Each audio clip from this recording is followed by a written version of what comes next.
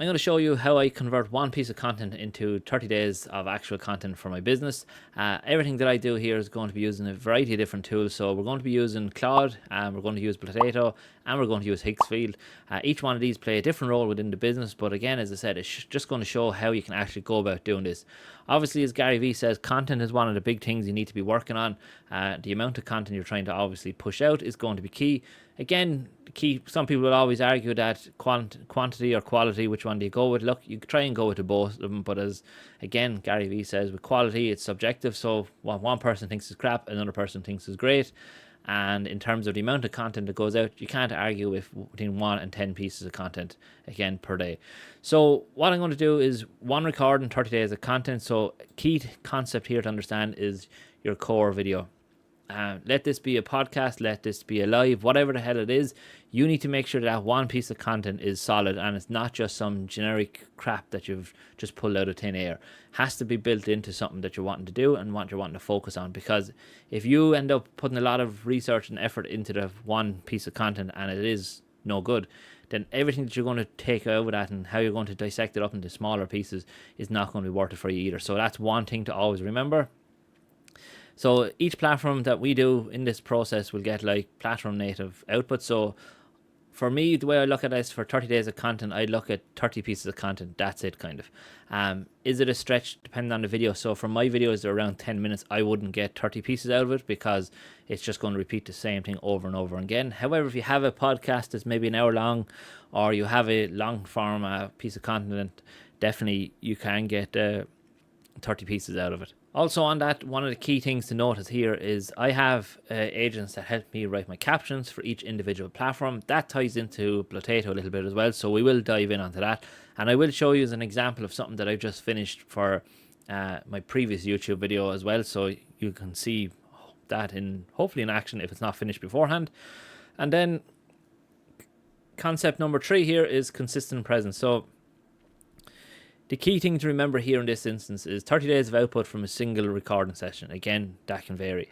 You stay visible across all platforms. Now, for most people, what they do is the business owners, you'll create a piece of content, you'll post it onto, let's say, Instagram, LinkedIn or something like that, and that's it. You're done and dusted for the day, and you don't do anything for maybe another couple of days. The idea of this method is you can actually get more content out, be seen more, and overall start to build up more awareness, because you're not going to have anyone buying things from you if you can't get them to even be aware of your business, let alone trying to channel them down funnels into to actually buy products from you. So again, this is the idea with your content. It's to try and be consistent online to be seen, and that's pretty much what every single one of us are fighting against and battling against, is to do this on a daily basis.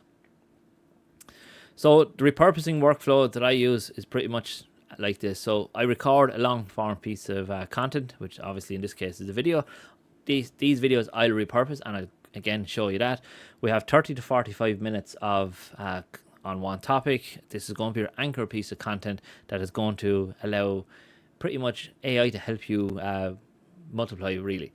So transcribe and extract the best moments. So I'm going to jump straight over here to my anti-gravity system or over to my Claude, and in here you can see already I have, so you can see here I pretty much uploaded a video that from previous video that I've done, and this entire system for me is to just get a bit of information and start the process.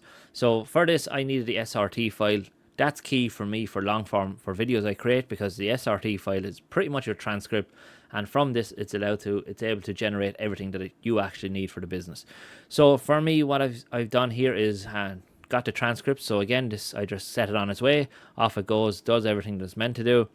Again, it does gets the SRT file. You can use this through Whisper. It doesn't really cost you a massive amount of tokens using it through Claude, of course.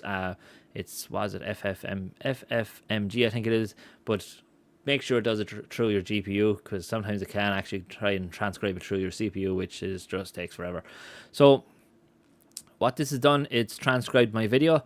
Next step, what it's done is it went automatically off. It got from my vidIQ account and has got my titles based on them all scores. From there, it's progressed on. Obviously, you can see the scores here being done. From the next step, once we get to that, we have 3 different titles that we can pick from. We also then have the generates the actual thumbnails. The next step, as I said, it generates the thumbnails. Off it goes to Higgsfield. It goes over through all this stuff.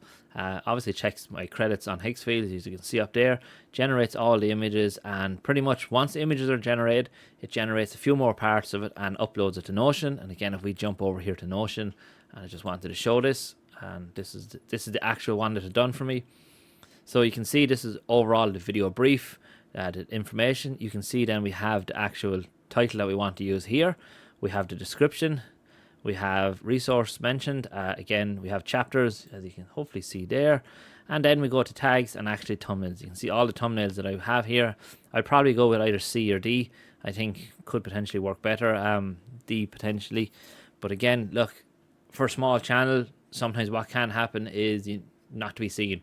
People are not sure who you are and don't connect with you. So again, you do something like this, people may see and may interact with it very quickly. As I said, we want to transcribe, so we've obviously in this method we've after transcribing the video.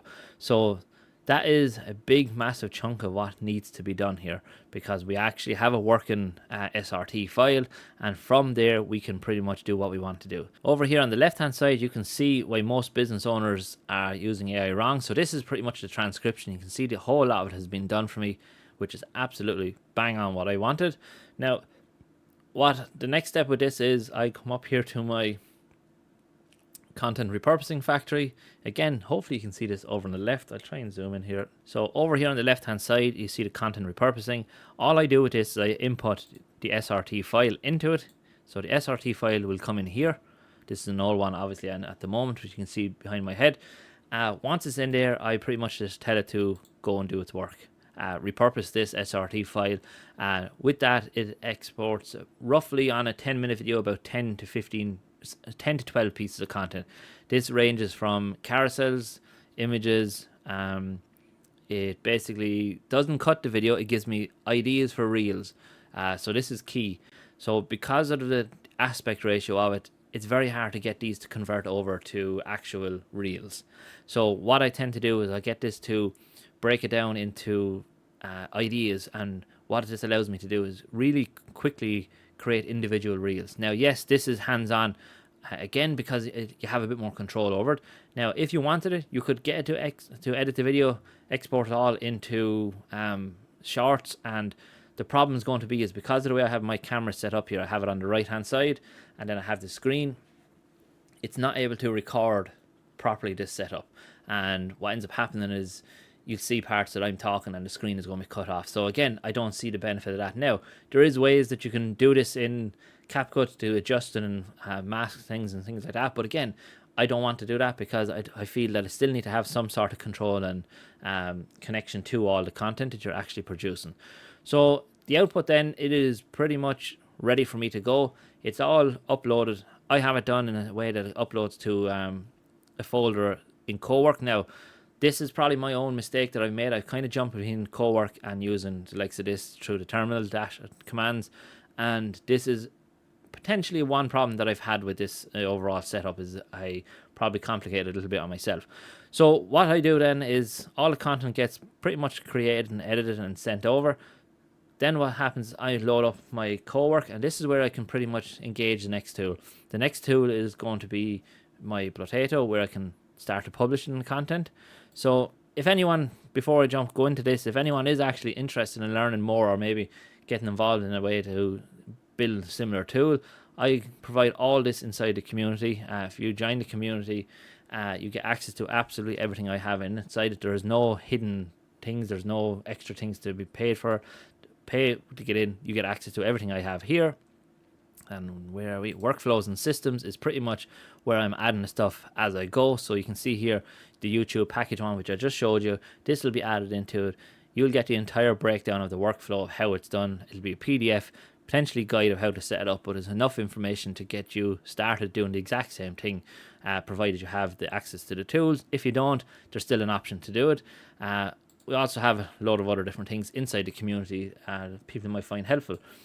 So if we're over here on Cowork, and what I'm going to do is bring over, so inside this scheduling folder now is pretty much where I have all my content that gets created and gets pushed up to. So this allows me to pretty much run commands. So you can see here I've converted obviously all this content. This is all my content from my lives that I do. So all my lives pretty much get edited in Claude. So this gives me the ability to pretty much, where are we gone to here? So you can see here everything is done. I have all this pretty much edited for me inside of Claude. The only thing I think I add to it is just a transcript, just because I like just changing the transcripts around. But this is from a live 30 or 40-minute live that I done in on TikTok, which then has generated and cut all the content down, the live down into what, 6, 7 different reels. We also then have a carousel. I think I just managed to do one of them today. So we have another one, carousel, that was created again using AI and Higgsfield. So you can see the whole lot of it is broke down. Obviously the 3 tools, because these are the tools I use most often, and everything is ready there for me to go. You can see Comment Hub. Obviously this is going to go on Instagram. Comment Hub, you get the link basically and you join the group. So you can see also in this we have captions. So all these have captions built into it. So the entire repurposing process generates the captions. So when I upload it to all, I think it's 7 social or 8 social platforms, it's already going to have all the captions ready for us. So all I do in this is I come over to the left hand side, go to projects, and in there we just go to my scheduling team. And all I do is I just have a command here. So it's content or skill in place, content scheduler. Pretty much from there, once I press schedule, it's going to schedule all my content over into my Blotato platform. And Blotato is over here. You can see all the content pretty much ready to go. I have, I think, 4 or 5 pieces that are slots available, and I managed to post 1 or 2 then just freely each day as well. So as I said, it's roughly about 6 or 7 pieces of content per day going out. Now, on top of anti-gravity building that kind of content, also what it does, it creates an SEO article for my website. So if we jump over again here and you go to my website, you can see again, if I go to blog, and in here you can see that we have a lot of this stuff ready to go again. Some of the images are not too bad. You have to be careful of images, of course, but everything is ready for us to use. So if I open up this image, you can see here it goes through a bit of information about it, internal and external links, which is a massive thing for articles. So it generates all this. I upload the images. I create the images myself through ChatGPT. I upload all the images into it. Then what it does is talks about the different things.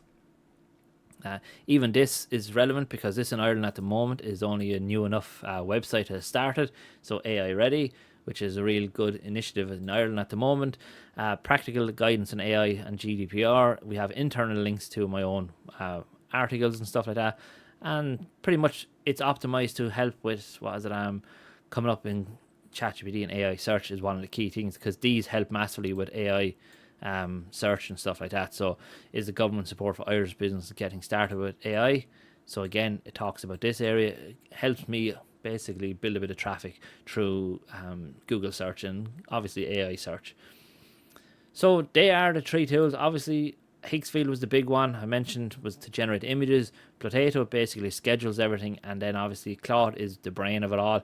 And as I said, all the content gets written first. Captions are all native for each individual platform. So again, certain things will work on Instagram and won't work on, say, LinkedIn.